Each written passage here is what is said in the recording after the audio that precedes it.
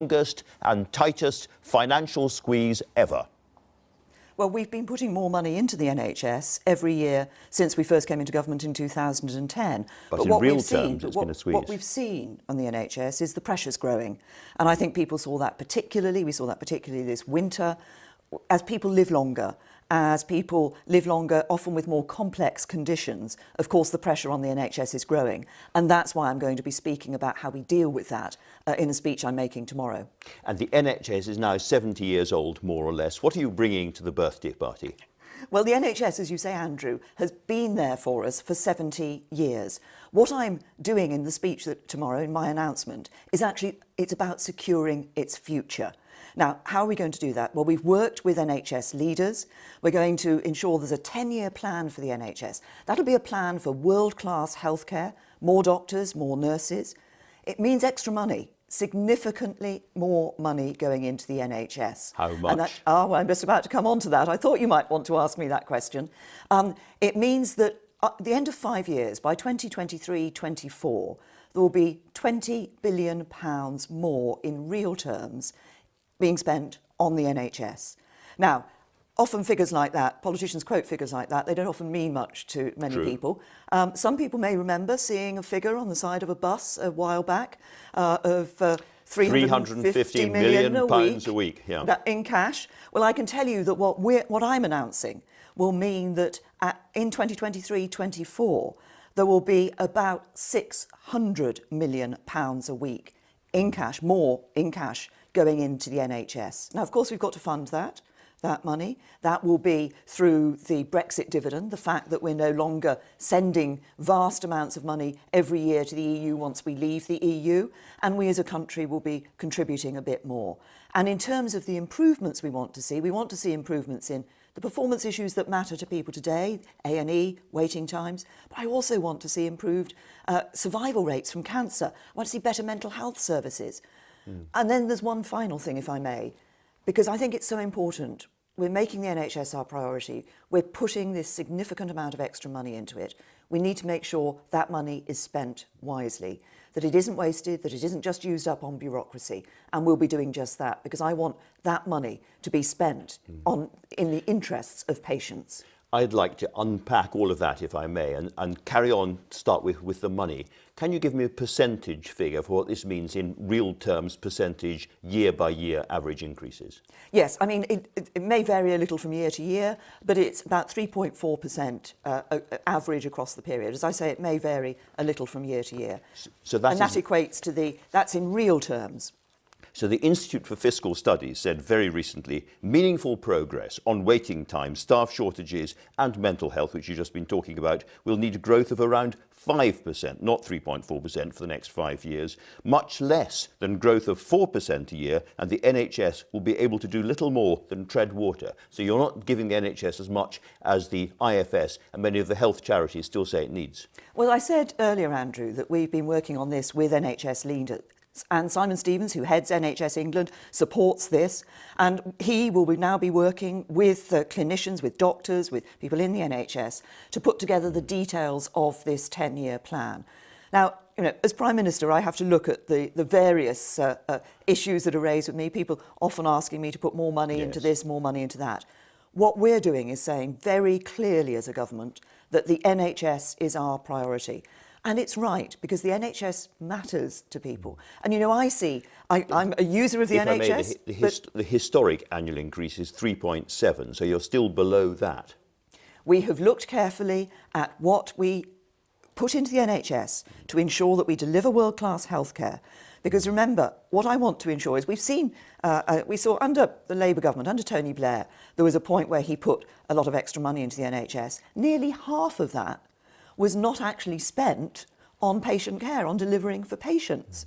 So we need to make sure that the money we put in is being spent on delivering for patients. And I say that because I use the NHS myself, but I also, as Prime Minister, go into hospitals and I've seen the pressure that the NHS has been under.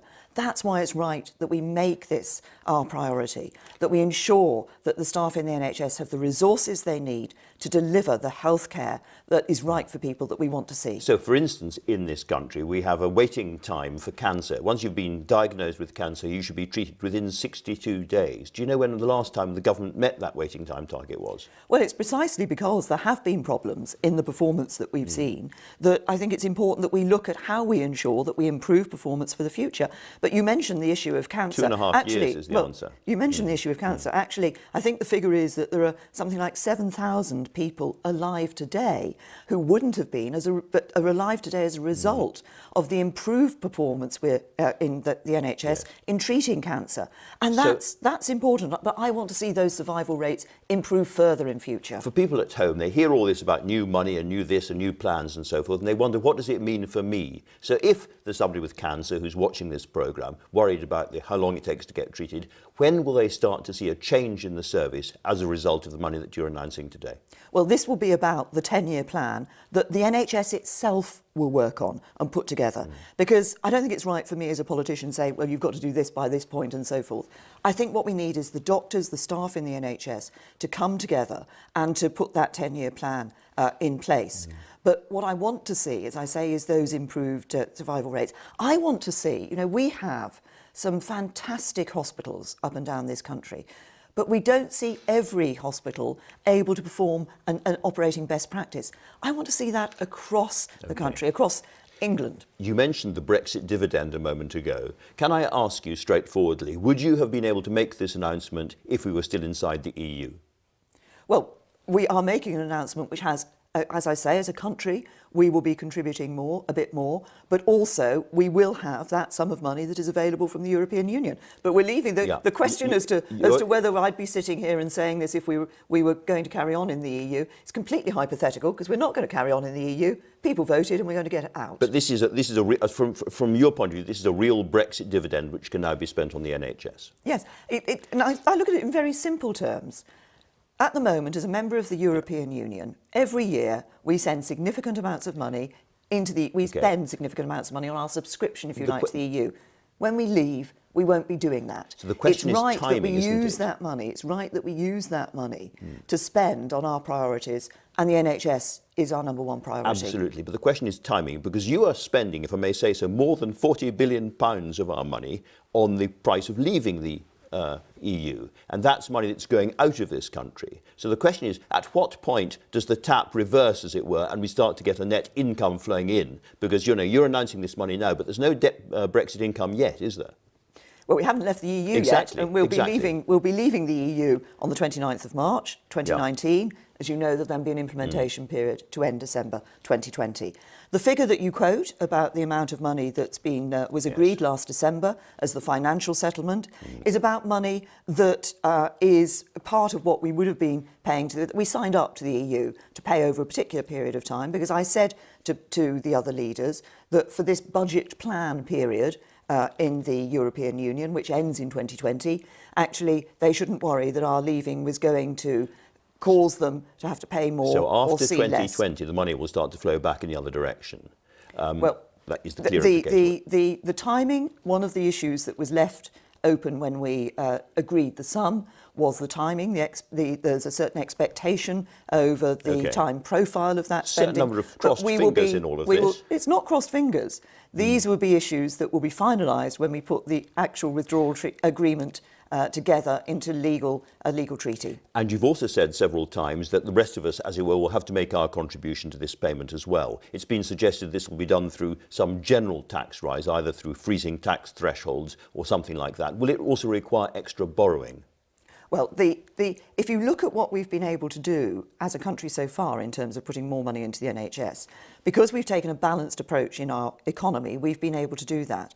As we look to the future, as I say, there will be this Brexit dividend. We will be contributing more as a country, but there are many aspects that, and the Chancellor will announce the details in due course and before the spending review.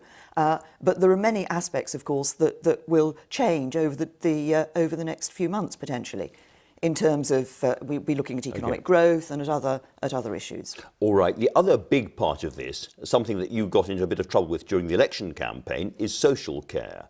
I mean, it's been suggested that we have to spend more money on social care and have to find a new way of funding social care. And after the election, you said you were onto that.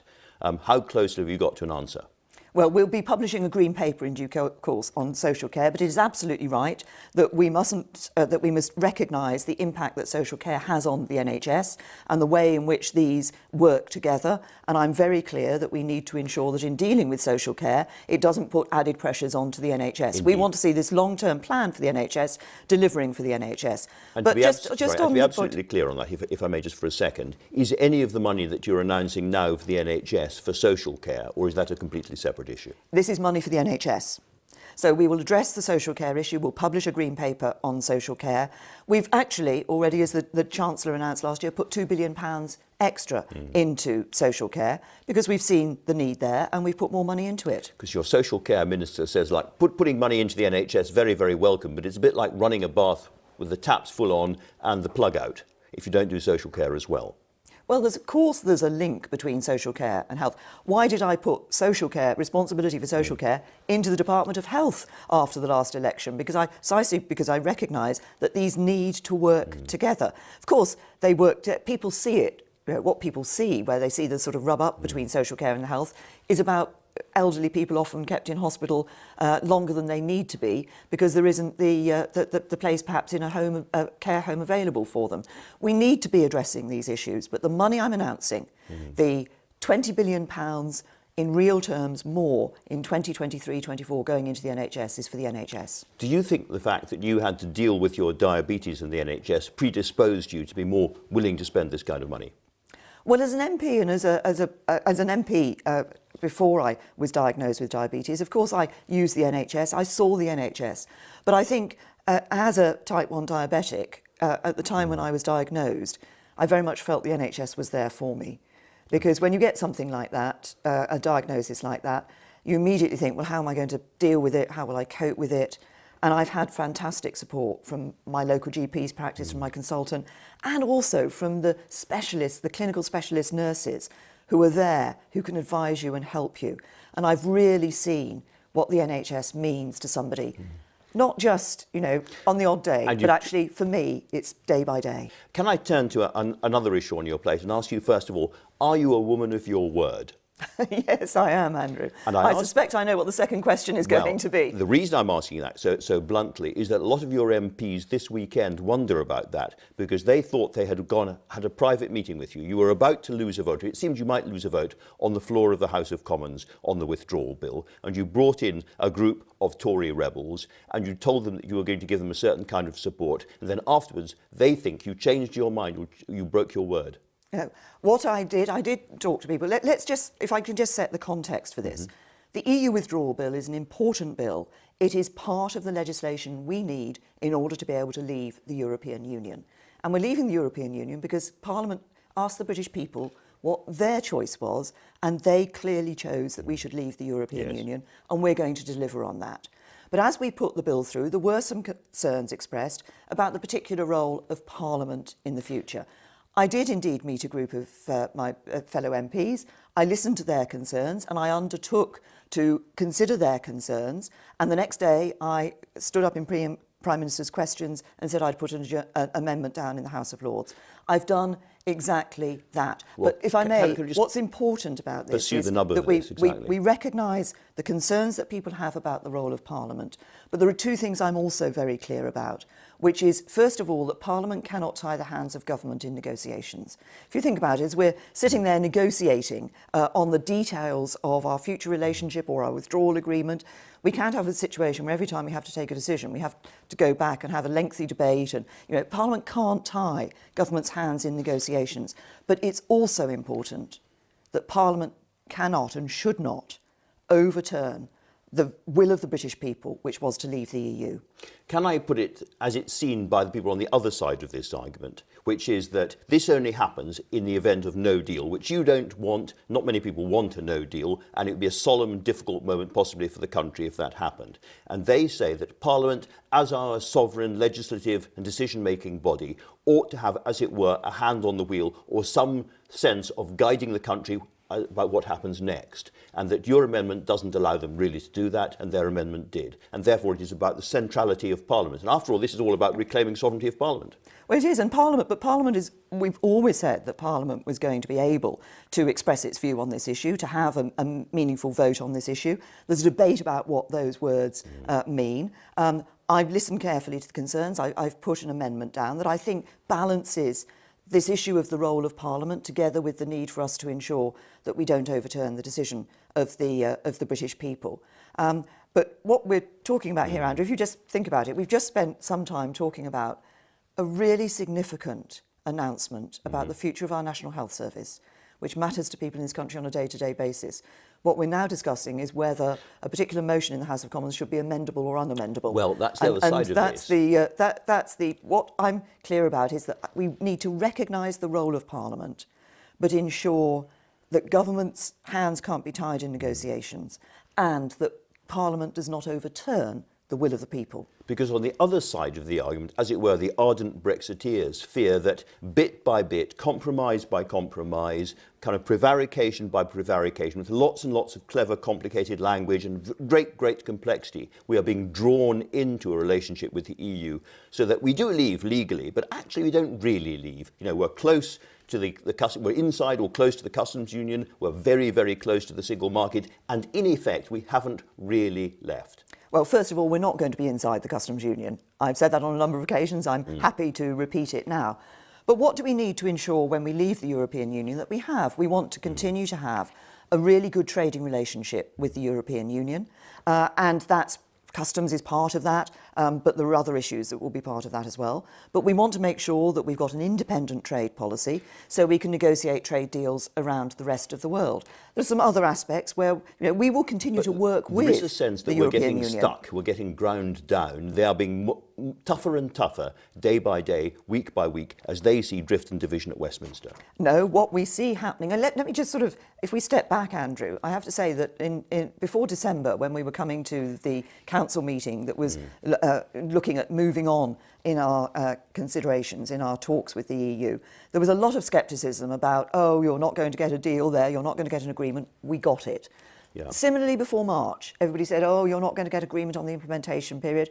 We got it. We got it because we've been sitting down and negotiating in British interests, and that was important for business and it was important for citizens. You can say clearly... Negotiations are continuing at the moment. You know, I can set your mind at rest. Well, if you think nothing is happening, don't worry.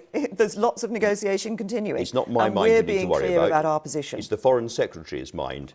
And he says there is a risk that we will be locked in orbit around the EU and the customs union, and to a large extent still in the single market, so not really having full freedom on our trade policy, our tariff schedules, or indeed our regulatory framework either. That's what he fears. What's your message to him? Well, the message is, as government has agreed that we will have an independent trade policy, we will be free to negotiate those trade deals around the rest of the world. But it isn't a case of replacing everything we've done with the EU with trade with the rest of the world. It's about adding to the trade we have with the EU. It's about making sure we can take advantage of that independent trade policy, of being outside the EU. So a good relationship with the EU, and we will be continuing to cooperate with countries in Europe, because we're leaving the EU, we're not leaving Europe. But also this gives us opportunities for the future. There's I believe, a real bright future for the UK outside the European Union, and it's this government that's going to deliver it. How important is it to you that there is no friction-driven border between the two parts of Ireland, between Northern Ireland and the Republic? It is important for the people of Northern Ireland that we do not see a hard border between Northern Ireland and Ireland.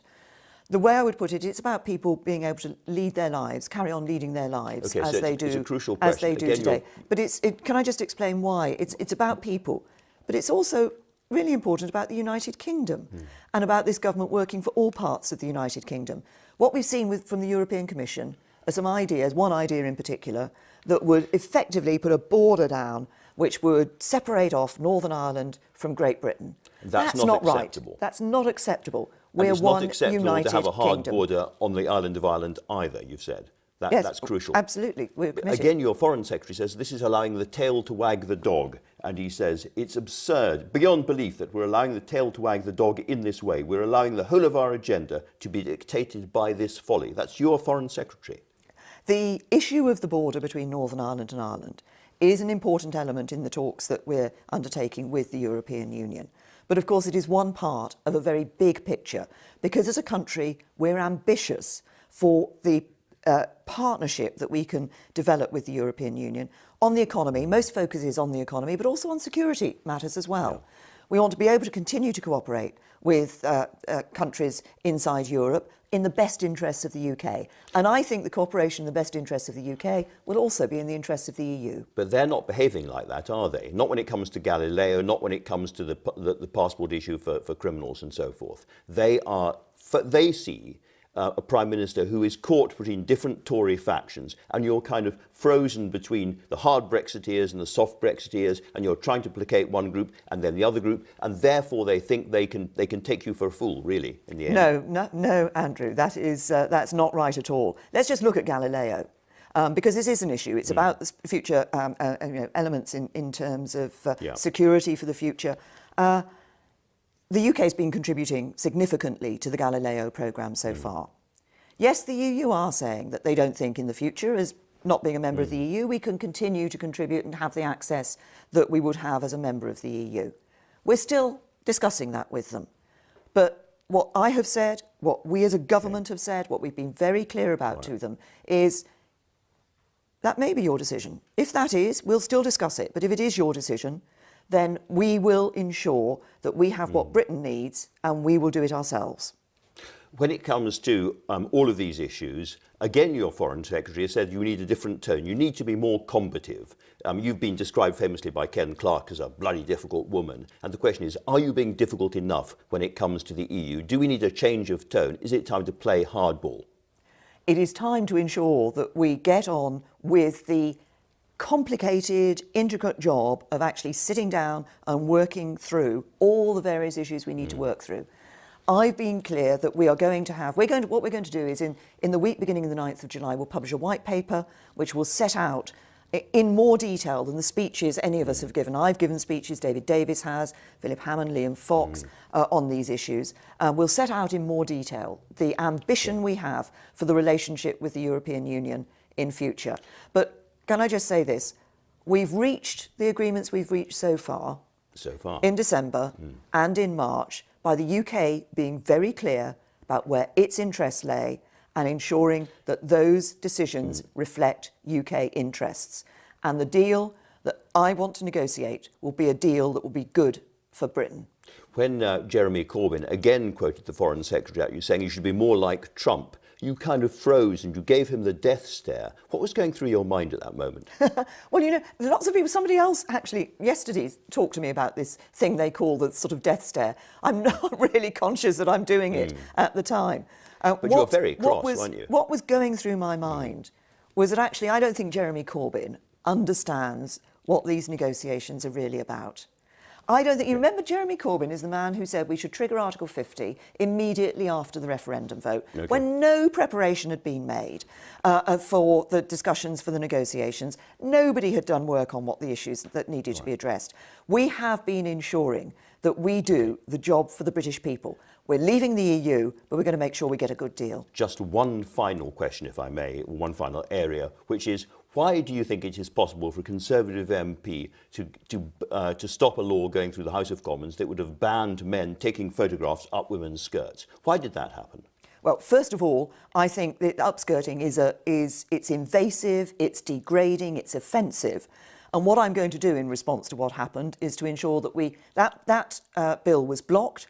We're going to take the bill that was blocked, the legislation that was blocked, and we're going to put it through in government time. Some people won't know who Christopher Chope is. He's blocked bills to pardon Alan Turing. He's blocked a bill to prevent revenge evictions, to ban wild animals in circus.